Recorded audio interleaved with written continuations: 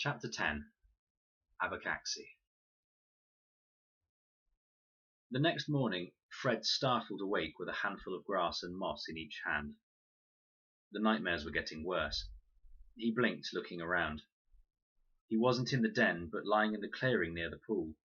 He had dreamt he heard his father weeping, which was ridiculous. His father had never cried in his life. He had dreamt he was running home. Deep asleep, he must have heaved his body across the clearing. There were patches torn out of the grass around him. He brushed the mud from his face and crawled over to the den.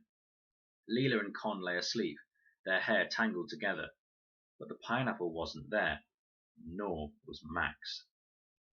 It took a moment for Fred to be sure he wasn't still asleep. Then he jumped to his feet, whispering, "Please, no, no, no, no." But there were no bones, no blood. Surely a jaguar would have left bones. Fred shook Leela awake. "Max is missing." "What do you want?" she muttered. She tucked her knees up to her chin and batted him away. "I'm sleeping." "Max isn't here." "What?" Leela shot bolt upright. Her eyes still had sleep in the corners, and they were wild. "Max!" she called. She jumped to her feet, scrambling out of the den, tearing her skin on the thorns. "Max!" She stared around the clearing. Her voice rose to a roar. "Maxie, where are you?" Con came barreling out of the den. "What's happened? Are you all right?" She took one look at Leela's stricken face. "Max!" she called. "Stupid idiot boy. What if something's eaten—" "Don't," said Leela, rounding on her. "Don't you dare." And then, louder, her voice scraping at the air. "Max! Max!" "He might be by the river," said Fred. "We'll split up," said Leela. "If I go down to the river, will you go backwards towards the plain?" She stumbled forward, dizzy with panic. "Max!" One of the trees giggled. Max stepped out from behind a cedar at the edge of the clearing. "Boo!" he said. He waggled his arms and legs and tongue at them. "I've been awake for hours. I'm bored." "Max!" Leela's eyes were brick hard and ferocious. "You vile little brat! If you ever do that again, I'll tell Papa when we get home, and he'll beat you with his shoe." Max's face fell. "He wouldn't. He never hits me." "He would if I told him what you did."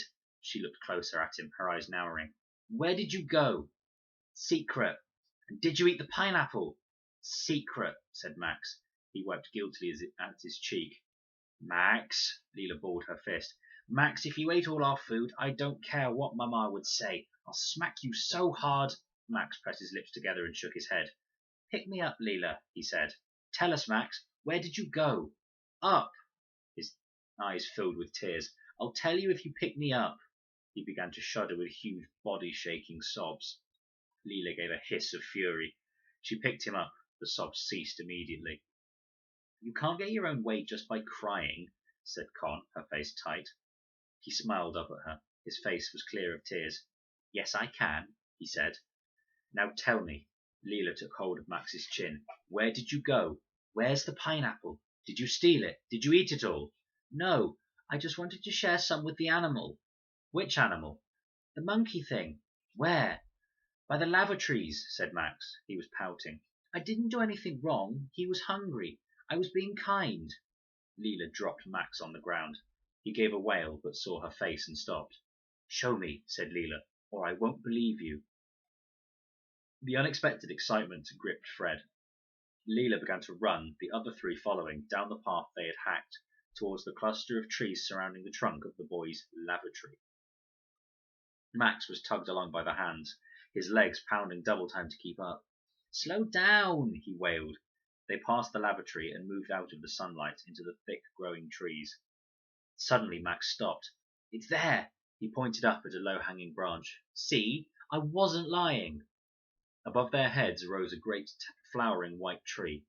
From one of the branches hung a small animal, unlike anything Fred had ever seen before. It was looking up with huge eyes at a vulture in the branches above its head. On the ground below it there were 3 chunks of pineapple untouched, and some distance away 2 more vultures crouched over the corpse of a larger version of the same animal. "Get away!" yelled Leela. She ran forward, kicking at the birds. "Get away from it!"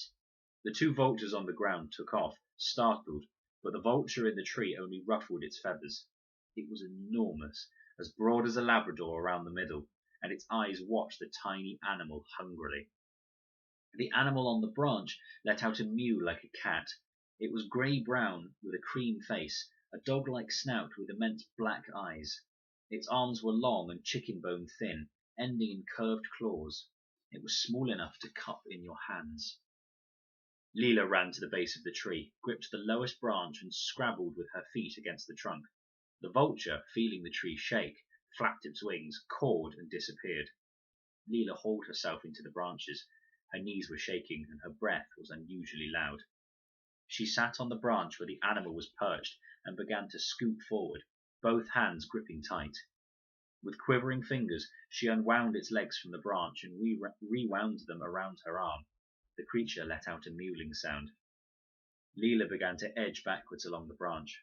Fred could hear her whispered prayers under her breath. She stumbled as she landed on the ground and half fell, but made sure to keep the arm with the animal high above her head. Max ran to her. "What is it? Let me see." "It's a sloth," said Leela. Her voice was hushed with awe. "A baby sloth."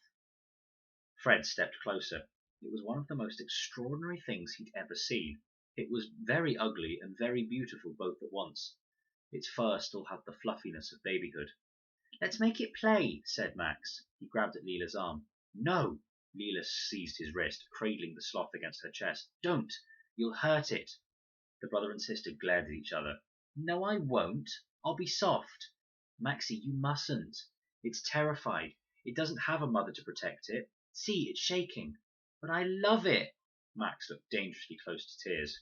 "But it doesn't need you to love it to death. It needs us to be slow," whispered Leela. "Come on, Maxie. Let's take it back to the camp. You can bring the pineapple." Back in the clearing, Leela made a soft bed of grass for the sloth. She set it down on its stomach, where it lay quivering, and held out the pineapple to it. "I want to touch it," said Max. "No," Leela said as she sat down. "Let him catch his breath." The sloth shook. Leela shook. Every part of her radiated longing. It was probably best, Fred imagined, to leave people alone at such moments. People suddenly bludgeoned by passions were unpredictable. They might bite or cry. He stepped backwards, giving her room. The sloth moved very slowly out of its bed and towards Leela. It reached her shoe and crawled so slowly Fred was sure he could hear its muscles stretching and retracting under its fur into Leela's lap. With peculiar, jerky grace, the sloth reached out and grabbed the pineapple between its front claws. Leela didn't seem to be breathing, but it was as if a light came out of her. She seemed to glow out into the forest. The sloth struggled to arrange the fruit so it could bite it, but Leela didn't move. She sat stock still, watching as it sprawled itself more comfortably across her lap. It moved like an unoiled rocking horse, Fred thought. Leela looked up and saw them. "I've never even seen one in real life," she whispered. "People always told me sloths are slow and stupid, but I think they're only slow the way that ballet is slow." Very, very softly, she laid a finger on the sloth's chest. "I can feel its heart. It's fast. It's a different rhythm." The sloth finished chewing at the pineapple. It crawled up Leela's arm and clung to her, up near her shoulder, resting its head just below her right ear. It made a little snorting noise, and Leela's hair ruffled. "He needs a name," said Con.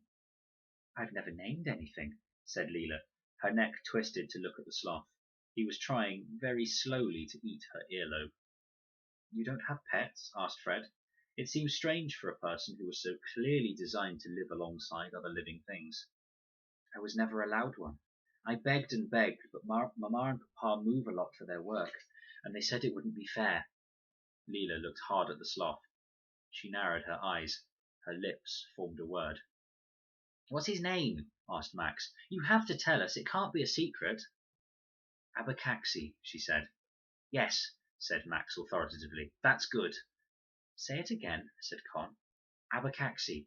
It's Portuguese for pineapple," said Leela. "Baca for short."